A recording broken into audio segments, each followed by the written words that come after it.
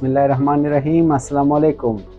जैसा कि आप जानते हैं कि कैंसर दुनिया भर में अमवात की सबसे बड़ी वजह है। सालाना 1 करोड़ अफराद इससे लुक़्मा अजल बनते हैं, यानी एक हर 6 में से एक अमवात की वजह है। हमने नोटिस किया है कि 92% अवाम जो ये वीडियोस देखती है वो नॉन सब्सक्राइब है हमारे चैनल को। तो आपसे एक हम्बल रिक्वेस्ट ये है कि इस चैनल को प्लीज़ सब्सक्राइब करें ताकि आपके लिए हम बेहतर से बेहतर कंटेंट बनाएं और बड़े से बड़े डॉक्टर्स को अपने प्लेटफॉर्म पे ला सकें।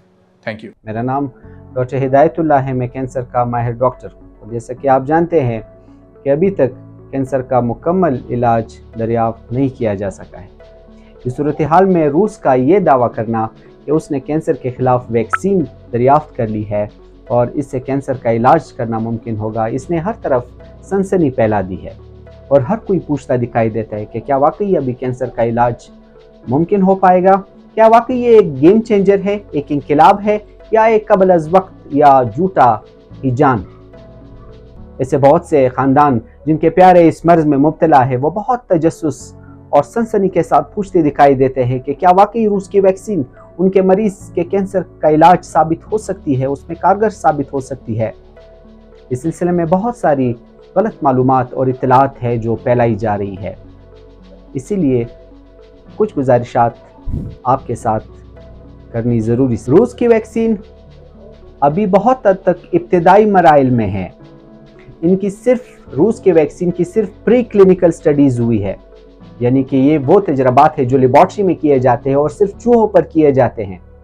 रूस की वैक्सीन के इंसानों पर अभी तक तजर्बात के कोई आदाद व शुमार हमारे पास मौजूद नहीं है।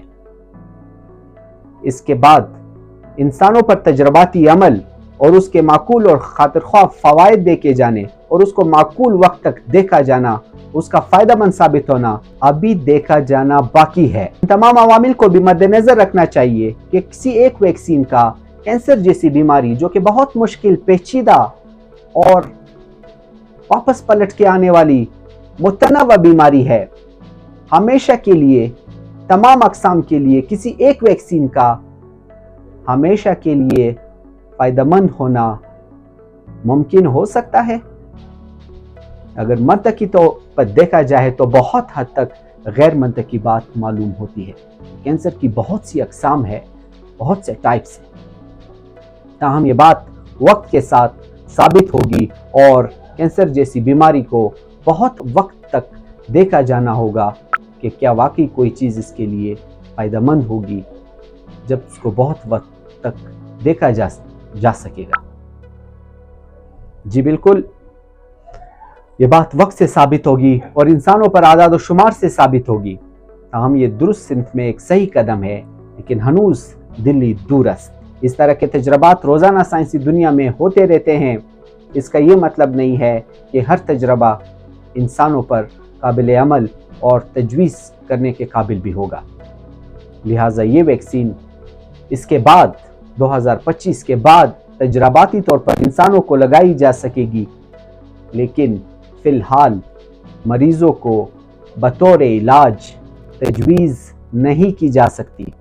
लिहाजा अभी तक के कैंसर के मरीज़ अभी तक के साइंसी अमल के मुस्तनिद और राइज तरीक़ाकार पर ही कारबंद रहे और उसी पर ही इसरार करे और अफवाहों पर और महज ख़बरों पर कान ना धरे। बहुत शुक्रिया।